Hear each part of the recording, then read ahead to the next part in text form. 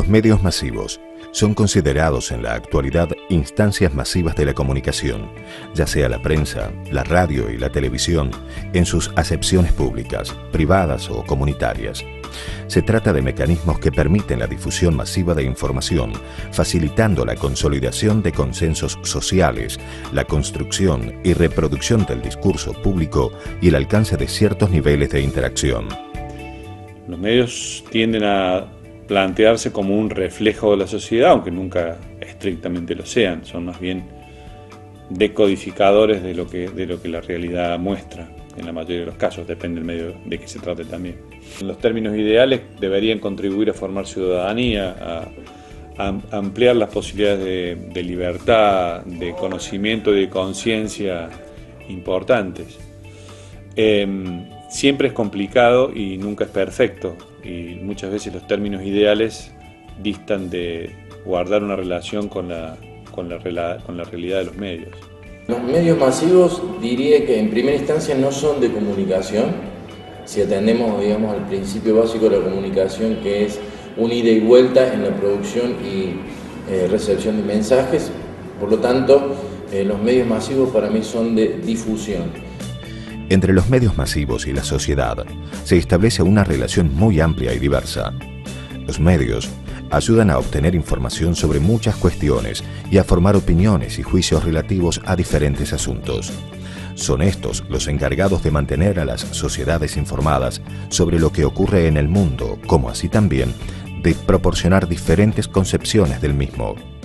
Los medios masivos son un producto histórico-social, de ahí hay una relación, son producto de esa sociedad y de esa historia.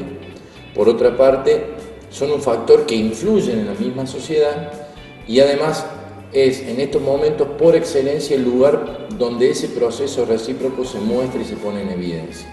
Los medios también se pretenden a sí mismos como una expresión de los intereses ciudadanos y de la forma más legítima posible. Por lo tanto, reflejar una cosa que no necesariamente acuerda con los intereses del poder genera una tensión natural y tácita habitualmente. Los medios masivos ejercen formas de control muy singulares dentro del marco social, dadas a partir de sus particulares líneas de edición que los vinculan con sus públicos, como así también en las formas y formatos con las que difunden y caracterizan su contenido. Si uno entiende los medios masivos como un contrapoder, ejercen el control, más que un control, ejercen la posibilidad de contar lo que muchas veces el poder económico, político, cultural, social, gremial, etcétera, no quieren que se cuente. Y desde ese punto de vista pueden ser un control, en el mejor de los sentidos. Siempre los controles, en este caso, son absolutamente relativos. Por eso lo interesante es que haya multiplicidad de opiniones y de medios, para que la gente pueda tener, la sociedad pueda tener la oportunidad de comparar las voces diferentes y sacar su propia conclusión. Desde el punto de vista de la persuasión, ejercen un control en el sentido que están distribuyendo y haciendo difusión de ideas, de determinadas ideas que en cierta manera ponen un coto al comportamiento de la gente. Tienden a difundir mensajes en connivencia con el poder. Entonces, desde ese punto de vista hay un control, entre comillas, que está dado por la ideología que difunden y los límites del comportamiento social, individual y colectivo. Los medios, al ser un aparato de difusión masiva, gestan una incidencia directa y recíproca con las sociedades. Esto sucede porque los medios masivos nacen dentro del propio marco social, siendo en algún punto una representación de las sociedades mismas, dirigidos hacia estas e inevitablemente influenciados por sus respuestas. Existe una influencia, los medios influyen sobre la sociedad, así como también la sociedad influye sobre los medios.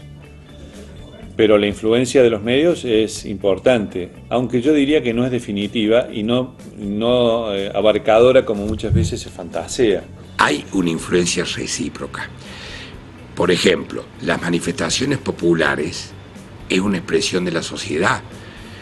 Las manifestaciones de la pobreza, los gritos de angustia de la pobreza, es una manifestación.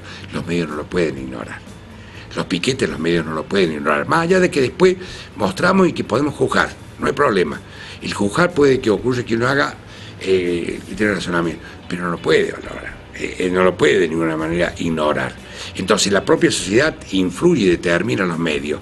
Las influencias son muy variadas y muy inestables también, porque sería ilógico y muy atrevido pensar que todo lo que los medios pretenden comunicar, la gente lo asume como los medios lo comunican. Normalmente la gente toma de la influencia que recibe una parte y desecha otra parte. No es una influencia plena. Si la sociedad funcionara como los medios dicen que deberían funcionar, sería irreal. Los medios masivos construyen un presente social mediático signado por el recorte de la realidad hecho en función de sus preferencias, las demandas sociales y el régimen insalvable que pretenden imponer los sectores de poder. Los medios masivos construyen el presente social de acuerdo a sus propias conveniencias primero, y en la palabrita conveniencia por lo menos entran dos factores. Uno, la conveniencia particular del dinero que le provee el hecho de construir de determinada manera la sociedad, porque la construyen a esa realidad. Y el otro término de la conveniencia es la conveniencia política, es decir, reproducen ideas dominantes. Entonces el medio masivo va a reproducir ideas dominantes y va a construir la realidad de acuerdo a su conveniencia particular. Y necesariamente los medios de comunicación hacen un recorte de esa realidad, el recorte de esa realidad que más les parece que se ajusta a su interés de informar bien, supuestamente, y a los intereses del público al cual se dirige.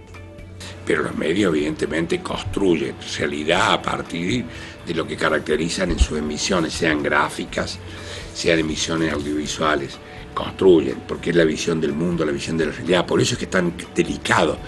Entre los medios de comunicación y los estratos de poder existe una relación cuyas características expone la funcionalidad de los primeros ante las pretensiones de los sectores dominantes del marco económico, político y social.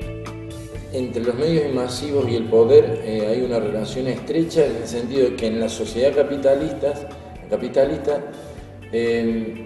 quienes están en el poder, detentando el poder, que es una porción de los capitalistas o una parte de los capitalistas o representantes de los capitalistas, están asociados por lo menos ideológicamente con los propietarios de los medios masivos privados, en primera instancia. Por lo tanto, comparten de alguna manera cierta visión de lo social, lo económico del poder, de manera que las políticas que van siguiendo los medios tienden a fortalecer las políticas generales que se llevan desde el Estado capitalista. La relación del poder y los medios es semejante, son simétricas, por más que haya, qué sé yo, que la nueva ley que se pelea este medio con el otro o estos medios con el poder. Lo que pasa es que ambos han perdido el control del poder sobre el poder. Entonces no les queda otra que las instancias de la organización y la corrupción.